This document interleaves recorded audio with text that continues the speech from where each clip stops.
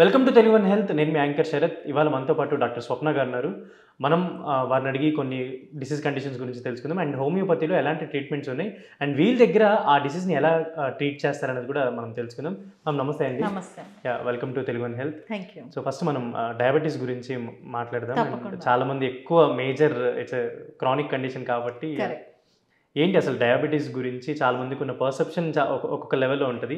మీరు ట్రీట్ చేసే పీపుల్ కానీ అసలు ఏంటి డయాబెటీస్ గురించి మీరేం చెప్దాం అనుకుంటున్నారు? డయాబెటీస్కి సంబంధించి మా దగ్గర రకరకాల స్టేజెస్లో పేషెంట్స్ వస్తారండి. కొంతమంది ఏంటంటే యంగ్ పేషెంట్స్ ఉంటారు. వాళ్ళు డయాబెటీస్ అప్పుడప్పుడే రీసెంట్గా డయాగ్నోజ్ అయి ఉంటుంది. వాళ్ళకి చాలామందికి అలోపతి తీసుకోవాలని ఉండదు. అలాంటి వాళ్ళు వస్తారు. నెక్స్ట్ సెట్ ఆఫ్ పేషెంట్స్ వచ్చేసి మా దగ్గర క్రానిక్ డయాబెటిక్స్ వస్తారు. అంటే చాలా రోజుల నుంచి డయాబెటీస్కి మెడికేషన్ మీద ఉంటారు, మందులు తీసుకుంటూ ఉంటారు, కానీ బ్లడ్ షుగర్ లెవెల్స్ కంట్రోల్ అవ్వవు, లేదంటే డయాబెటీస్కి సంబంధించిన కాంప్లికేషన్స్ వస్తూ ఉంటాయి. అలాంటి ఒక సెట్ ఆఫ్ పేషెంట్స్ వస్తారు. ఈ రోజుల్లో అంటే రీసెంట్గా మా అబ్జర్వేషన్స్ ఏంటంటే జువెనైల్ డయాబెటీస్ అంటాం. అంటే యంగ్ పేషెంట్స్లో, యంగ్ పిల్లల్లో, టీనేజర్స్లో డయాబెటీస్, అలాంటి కేసెస్ ఎక్కువ చూస్తున్నాం ఈ మధ్యలో. లైఫ్ స్టైల్ చేంజెస్ వల్ల కావచ్చు, స్ట్రెస్ ఎక్కువ అవ్వడం వల్ల కావచ్చు, ఎన్వైరన్మెంటల్ ఫ్యాక్టర్స్ వల్ల కావచ్చు. ఇలా మా దగ్గరికి డిఫరెంట్ స్టేజెస్లో డయాబెటీస్ ఉన్న వాళ్ళు ట్రీట్మెంట్ కోసం వస్తూ ఉంటారు. అండ్ హోమియోపతిలో వచ్చేసి డయాబెటీస్ ట్రీట్మెంట్ మేము మామూలుగా కాంప్లిమెంటరీ ట్రీట్మెంట్ అని చెప్తాం. అంటే it is suggested to be done along with allopathy. Conventional treatment, allopathy treatment ఏదైతే నడుస్తూ ఉంటుందో దానికి ప్యారలల్గా స్టార్ట్ చేస్తాం ట్రీట్మెంట్. కొన్ని కేసెస్లో యాజ్ ఐ టోల్డ్ యూ, చిన్నపిల్లలో లేదంటే యంగ్ పేషెంట్స్లో, రీసెంట్లీ డయాగ్నోస్డ్ కేసెస్లో మేము అంటే allopathic medication over a period of time stop చేసే అవకాశం కూడా ఉంటుంది. But that is something that different from person to person. ఎలా రెస్పాండ్ అవుతున్నారు హోమియోపతి ట్రీట్మెంట్కి దాన్ని బట్టి ఒక స్టేజ్ తర్వాత మెడికేషన్ స్టాప్ చేయొచ్చు. కొన్ని కేసెస్లో కాంప్లికేషన్స్ ప్రివెంట్ చేయడానికి అలోపతి మెడిసిన్స్తో పాటు హోమియోపతి మెడిసిన్స్ కంటిన్యూ చేస్తూ ఉంటాము. So it is different from person to person and each diabetes case for us is a different case all together. So అంటే మీ దగ్గరికి వచ్చే టైంకే వాళ్ళు ఆల్రెడీ అలోపతిక్ మెడిసిన్ ట్రై చేసే వస్తారు కదా మోస్ట్లీ? చాలా మంది అలాగే వస్తారండి. చాలా తక్కువ కేసెస్ మా దగ్గర డైరెక్ట్గా హోమియోపతి ట్రీట్మెంట్ కోసం అప్రోచ్ అవుతారు. అసలు అలోపతి తీసుకోవడం ఇష్టం లేని వాళ్ళు, లేదంటే నేను చెప్పినట్టు యంగ్ ఏజ్లో డయాబెటీస్ డిటెక్ట్ అయిన వాళ్ళు, డయాబెటిక్ మెడిసిన్స్కి సైడ్ ఎఫెక్ట్స్ ఉంటాయని భయపడే వాళ్ళు, ఇలాంటి వాళ్ళు వస్తూ ఉంటారు మా దగ్గరికి. సో డిపెండింగ్ ఆన్ మేము కేస్ టు కేస్ అనలైజ్ చేసి వాళ్ళకి అలోపతి ట్రీట్మెంట్ అవసరమైతే దాంతోపాటు ఇది కంటిన్యూ చేయండి అని సజెస్ట్ చేస్తాము. లేదు ఓన్లీ హోమియోపతి మీద పెట్టొచ్చు అని మాకు అనిపిస్తే డైరెక్ట్గా హోమియోపతిక్ ట్రీట్మెంట్ స్టార్ట్ చేసేస్తాము. So it depends, case to case differ అవుతూ ఉంటుంది. అండ్ ఇక్కడ అంటే ట్రీట్మెంట్ ప్రొసీజర్ గురించి మాట్లాడుకునేటప్పుడు ఎలా ఉంటుంది ట్రీట్మెంట్ ప్రొసీజర్? అంటే జనరల్లీ అలోపతిక్ డిఫరెంట్ ఉంటుంది అండ్ హోమియోలో, ఎస్పెషల్లీ హోమియోపతిలో ఎలా అంటే ఆ సిమ్టమ్స్ తెలిసినప్పుడు మీరు ఎలా ట్రీట్ చేయడానికి దాన్ని స్టార్ట్ చేస్తారు? బేసిక్గా డయాబెటీస్ మన అందరికీ తెలుసు. డయాబెటీస్ గురించి, diabetes is a chronic disorder. అంటే అది ఒకసారి వస్తే లైఫ్ లాంగ్ మెడిసిన్స్ వాడాల్సి ఉంటుంది. ప్లస్ పేరెంట్స్కి ఉంటే చిల్డ్రన్కి వస్తుంది అనేది ఒక నమ్మకం కూడా ఉంటుంది. బట్ మేము అంటే మనం చూస్తూ ఉంటాం. సపోజ్ ఒక ఫ్యామిలీలో పేరెంట్స్కి 4 పిల్లలు ఉన్నారనుకోండి, 4కి డయాబెటీస్ రాదు. If it is purely genetic 4కి రావాలి కదా, ఓన్లీ జెనెటిక్ ఫ్యాక్టరే దానికి కాజ్ అని మనం అనుకుంటే 4కి రావాలి, కానీ అలా రాదు. ఎందుకంటే ఒక్కొక్క డిఫరెంట్ పర్సన్కి వాళ్ళ చుట్టూ ఉండే సిచ్యువేషన్స్, వాళ్ళ చుట్టూ ఉండే పీపుల్, అంటే how they react to stress, to situations around them, what is their life style, ఇవన్నీ కూడా కాంట్రిబ్యూట్ చేస్తాయి డయాబెటీస్ డెవలప్ కావడానికి. సో అందుకని జెనెటిక్ ప్రిడిస్పోజిషన్ చూస్తాము. సిమ్టమ్స్ ఏమున్నాయి మెయిన్గా, షుగర్ లెవెల్స్ చాలా 300, 350 ఉన్న వాళ్ళకి కూడా ఏమి సిమ్టమ్స్ ఉండకపోవచ్చు. కొంతమందిలో 100, 150 ఫాస్టింగ్ లెవెల్స్ ఉన్నా కూడా మేజర్ సిమ్టమ్స్ కనిపించవచ్చు. సో హోమియోపతిలో మనం డయాబెటీస్ ట్రీట్ చేసినప్పుడు the first and foremost thing that we look at our symptoms. ఏం సిమ్టమ్స్ ఉన్నాయి, డయాబెటీస్ వల్ల పేషెంట్లో ఏం లక్షణాలు కనిపిస్తున్నాయి అనేది ఫస్ట్ మేము చూస్తాం. దాని తర్వాత ఒకటి జెనెటిక్ ప్రిడిస్పోజిషన్, ఇందాక చెప్పినట్టు అంటే ఫ్యామిలీ హిస్టరీలో ఎవరికైనా స్ట్రాంగ్ డయాబెటీస్ హిస్టరీ ఉందా, పేరెంట్స్లో ఎవరైనా డయాబెటిక్స్ ఉన్నారా, ఇది చూస్తాము. తర్వాత లైఫ్ స్టైల్ ఎలా ఉంది, అంటే ఒబేజ్ ఉన్నారా, చాలా ఎక్కువ ఓవర్ వెయిట్ ఉన్నారా, అండ్ ఫీమేల్స్ అయితే హార్మోనల్ ఇష్యూస్ ఏమైనా ఉన్నాయా, పిల్లల్లో అయితే అంత యంగ్ ఏజ్లో ఎందుకు వచ్చింది, what could have been the trigger factor for diabetes to manifest at such a young age, ఇవన్నీ కన్సిడర్ చేస్తాం అన్నమాట.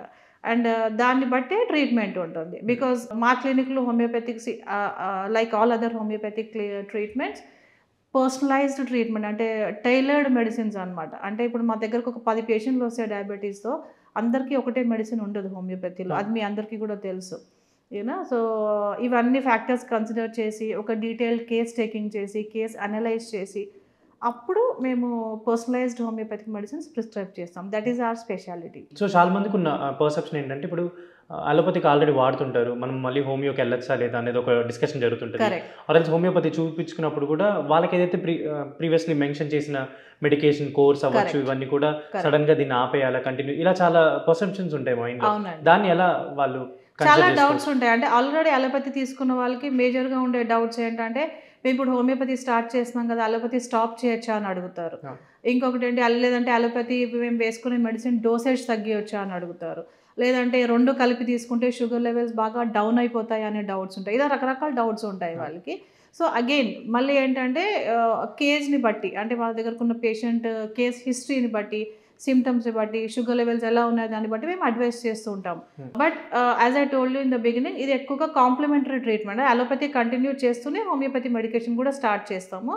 And we keep asking them to do test పీరియాడిక్గా చేస్తూ ఉంటాం. HbA1c చెక్ చేస్తూ ఉంటాము. సిమ్టమ్స్ ఎలా ఇంప్రూవ్ అవుతున్నాయని చేస్తూ ఉంటాము. దాన్ని బట్టి అడ్వైస్ చేస్తూ ఉంటాం. వి గో ఫార్వర్డ్ అనమాట. అది మానేయాలా అలోపతి మెడిసిన్స్, లేకపోతే కంటిన్యూ చేయాలా, లేకపోతే డోసేజ్ తగ్గించాలా. కొంతమంది ఇన్సులిన్ మీద ఉంటారు. వాళ్ళకి there are cases that we have seen in our clinic wherein వాళ్ళు suppose 30 units of insulin morning 30 units night తీసుకుంటున్నారంటే హోమియోపతిక్ మెడిసిన్ స్టార్ట్ చేయక it can be cut down to 20 units or 15 units. Insulin dependence తగ్గుతుంది. So they are different kind of cases. And నేను అంటే ఇది చెప్పచ్చో లేదో తెలీదు, but రీసెంట్గా ఒక అమ్మాయి మాట్లాడేటప్పుడు మ్యారేజ్ చూస్తున్నారని చెప్పాను అన్నారు. బట్ షీ సెడ్ లైక్ కుదరట్లేదు అండి. దేనికి రీజన్ అంటే ఐఎమ్ డయాబెటిక్ అని చెప్పింది తను. బిలో 30 ఏజ్ అనమాట. సో ఎవరైనా మ్యాచెస్ లో చెప్తున్నప్పుడు డయాబెటిక్ అని చెప్పగానే they're simply like rejecting. Of course అంటే ఇంత సీరియస్ ప్రాబ్లం అయిపోయింది కదా అంటే సొసైటీలో పర్సెప్షన్ అలా ఉంది. But with the advancements in medical science and all అంటే మనం దాన్ని అంత ఒక భయంకరమైన జబ్బుగా చూడాల్సిన అవసరం అయితే లేదు. It is very much treatable. ఇప్పుడు డయాబెటీస్ రివర్సల్ ప్రోగ్రామ్స్ కూడా చాలా వచ్చాయి. People can go for diabetes reversal and we are seeing cases. మీరు సోషల్ మీడియాలో కూడా చూస్తూ ఉంటారు. డయాబెటీస్ రివర్సల్ ప్రోగ్రామ్స్ చాలా ఉన్నాయి. సో వాళ్ళు ఏంటంటే మెయిన్గా lifestyle management, dietary changes, మెడికేషన్తో పాటు that's what we always tell our patients. మీరు మెడికేషన్ మీద ఎన్నాళ్ళు ఉన్నా కూడా మీరు unless you do lifestyle changes and you take control of your emotions, manage your stress levels, మీకు షుగర్ లెవెల్స్ కరెక్ట్గానే బ్యాలెన్స్ అవుతున్నట్టే ఉంటాయి. మీకు టెస్ట్లో రిపోర్ట్స్లో బాగానే వస్తుంది. But you continue to suffer with symptoms, you continue to suffer with complications of diabetes. So it is very much treatable and diabetes reversal is also possible. And it has to be a balanced approach or a holistic approach. Allopathy homeopathy అవసరమైన కేసెస్లో 2 కలిపి తీసుకోవడం, లేదంటే less severe కేసెస్లో only alternative medicine opt చేయొచ్చు. Plus lifestyle management and dietary regulations, everything is important. So it has to be an holistic. ఇప్పుడున్న అంటే బయట ఎక్స్టర్నల్ ఫ్యాక్టర్స్ అవ్వచ్చు, ఎవ్రీథింగ్ బేస్ చేసుకొని డయాబెటీస్ ఉన్న వాళ్ళు అంటే వాళ్ళ లైఫ్ స్టైల్ మేనేజ్మెంట్ చేంజ్ చేసుకోవడం పాసిబుల్ అవుతుందని? ఖచ్చితంగా పాసిబుల్ అండి. బికాస్ ఇవన్నీ మనము అంటే ఆ స్పియర్లోకి వెళ్ళాలంటే first we have to understand what is it that is the maintaining cause. అంటే దేనివల్ల మన బాడీ ఎఫెక్ట్ అవుతుంది, అది ఒక పర్సనా, ఒక ఇమోషనా, ఒక relationship, we have to identify. So ఇదంతా మాకు హోమియోపతిక్ కేస్ టేకింగ్ చాలా కాంప్రహెన్సివ్గా ఉంటుందండి. దాంట్లో ఏంటంటే we talk about patients relationships and patients habits and patients sensitivity to weather, చాలా ఫ్యాక్టర్స్ ఉంటాయి. దాంట్లో మేము మాట్లాడుతున్నప్పుడు పేషెంట్స్ ఓపెన్ అప్, మాకు వాళ్ళు ఓపెన్ అప్ అయిపోయి చెప్తారు. దాంట్లో వీ ట్రై టు అండర్స్టాండ్ అంటే ఎందుకు this person is suffering with diabetes అనేది మాకు ఒక ఐడియా వస్తుంది. సో దాన్ని మనం ఎలా అడ్రస్ చేయాలి, కొద్దిగా కౌన్సిలింగ్ ఇన్వాల్వ్ అయి ఉంటుంది మా కేస్ టేకింగ్లో. దెన్ కేస్ అనాలిసిస్లో ఈ అవేర్నెస్ పేషెంట్కి రావడం చాలా important. Why somebody is suffering, ఈ సిమ్టమ్స్ నాకు ఎందుకు వస్తున్నాయి, షుగర్ లెవెల్స్ నార్మల్గానే కనిపిస్తున్నాయి బట్ నాకు ఈ పర్టికులర్ సిమ్టమ్ ఎందుకు ఉంది, న్యూరోపతి సిమ్టమ్స్ ఎందుకు ఉన్నాయి, లేకపోతే నాకు అరికాలలో మంటలు ఎందుకు ఉన్నాయి, నిద్ర ఎందుకు పట్టట్లేదు, నాకు షుగర్ లెవెల్స్ బాగానే ఉన్నాయి కానీ నాకు ఎనర్జీ ఎందుకు తక్కువగా అనిపిస్తుంది, నాకు స్టామినా ఎందుకు లేదు, ఇవన్నీ డౌట్స్ వస్తూ ఉంటాయి. సో ఇవన్నిటికీ the reason behind them is an emotion. అది ఫియర్ అవ్వచ్చు, స్ట్రెస్ అవ్వచ్చు, లేదంటే రిలేషన్షిప్ ఇష్యూస్ అవ్వచ్చు, ఆర్ ఎనీథింగ్. ఐ మీన్ దాన్ని అవేర్‌నెస్ పేషెంట్‌కి రావడం చాలా important. So, during the process of our case taking మేము కేస్ అనాలిసిస్‌లో మేము పేషెంట్‌తో ఇవన్నీ డిస్కస్ చేస్తామనమాట. సో, వాళ్ళకొకసారి అది అర్థమైపోయిందనుకోండి, why I am suffering. So, నాకు ఈ పర్టిక్యులర్ సింప్టమ్ ఇది ఎందుకొస్తోంది?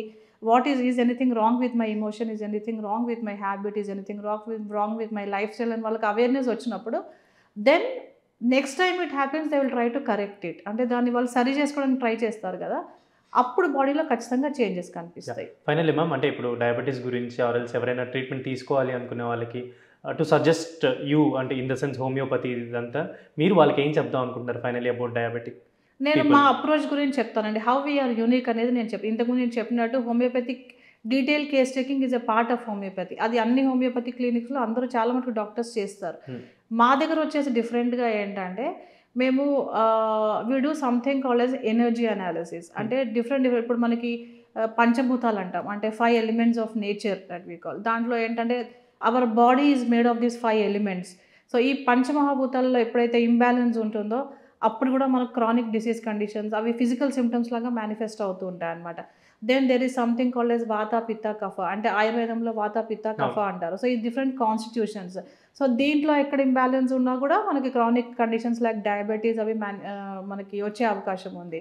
Plus and as I told you a lot of emotional factors ఇవన్నీ కూడా అంటే సో, మేము ఇవన్నీ ఎనర్జీ అనాలిసిస్ అంటాం అనమాట. ఇవన్నీ అనలైజ్ చేసి దెన్ ఈ కేస్ టేకింగ్‌తో పాటు ఈ అనాలిసిస్‌తో పాటు చేసి then personalised homeopathic treatment, homeopathic remedies prescribe చేస్తాం. మేము డిఫరెంట్ ఫార్మ్స్‌లో ఇస్తామనమాట మెడిసిన్స్. కొన్నేమో పిల్స్ ఫార్మ్‌లో ఉంటాయి. మెయిన్‌గా డయాబెటిక్స్‌కి అయితే లిక్విడ్ ఫార్మ్‌లో ఉంటది మెడిసిన్స్. తర్వాత నేవెల్‌లో అంటే బొడ్డులో వేసుకోవడానికి డ్రాప్స్ ఉంటాయి.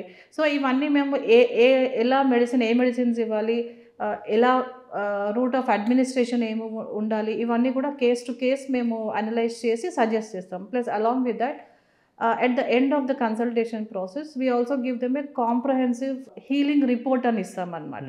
దాంట్లో ఏంటంటే we tell them మీకు ఈ ఫిజికల్ సిమ్టమ్స్ మీకు ఈ ఎమోషన్స్ వల్ల వస్తున్నాయి. బికాజ్ నేను ఇందాక చెప్పాను కదా, ఆ అవేర్నెస్ రావాలి పేషెంట్స్‌కి. అవేర్నెస్ వచ్చినప్పుడే బాడీలో హీలింగ్ అవుతుందన్నమాట. సో, ఇవన్నీ వి టెల్ యూ మీ పర్సనాలిటీ ఇది. సో, మీరు ఇది అండర్‌స్టాండ్ చేసుకొని మీ కంపల్షన్స్ ఇవి. మీరు ఈ చేంజెస్ చేసుకోగలిగితే, మీరు దీని గురించి మీలో అవేర్‌నెస్ వస్తే, దెన్ మీరు మెడిసిన్స్ వేసుకోవడంతో పాటు బాడీలో హీలింగ్ కూడా చాలా క్విక్‌గా అవుతది. ఎఫెక్టివ్‌గా ఉంటది. Only then you will get rid of symptoms. You will be able to come out of medication and complete cure అని మనం అంటాం కదా! హోలిస్టిక్ క్యూర్ అనేది జరుగుతుంది బాడీలో. అనేది కంప్లీట్ కాంప్రహెన్సివ్ రిపోర్ట్ ఇస్తామన్నమాట. దాంట్లో డైటరీ సజెషన్స్ ఉంటాయి. బికాజ్ అగైన్ నేను ఇప్పుడు చెప్పాను కదా, వాత, పిత్త, కఫ ఐడెంటిఫై చేయాలి అని. సో, అగైన్ డయాబెటీస్‌లో జనరల్‌గా కొన్ని మిత్స్ ఉంటాయన్నమాట. డయాబెటీస్ ఉన్నవాళ్ళు ఈ particular set of food items తినకూడదు అని. But again everybody's body and constitution are different. So, అందరికీ మనం ఒకే డైటరీ సజెషన్స్ చేయలేం. వాళ్ళకున్న సింప్టమ్స్‌ని బట్టి, వాళ్ళ ఏజ్‌ని బట్టి, వాళ్ళ బాడీ వెయిట్ బట్టి ఇవన్నీ మళ్ళీ డైట్ అదే అగైన్ చేంజ్ అవుతుంది. So, this report that we are giving is also very comprehensive and very detailed. ఇవన్నీ వాళ్ళ కాన్స్టిట్యూషన్ అర్థం చేసుకొని దాని ప్రకారంగా we generate that report and give to them at the end of our consultation అండి. That's a package that we are offering. అంటే it's holistic treatment అంటారు కదా. This is what it includes. Okay అండి, థ్యాంక్ యూ సో మచ్.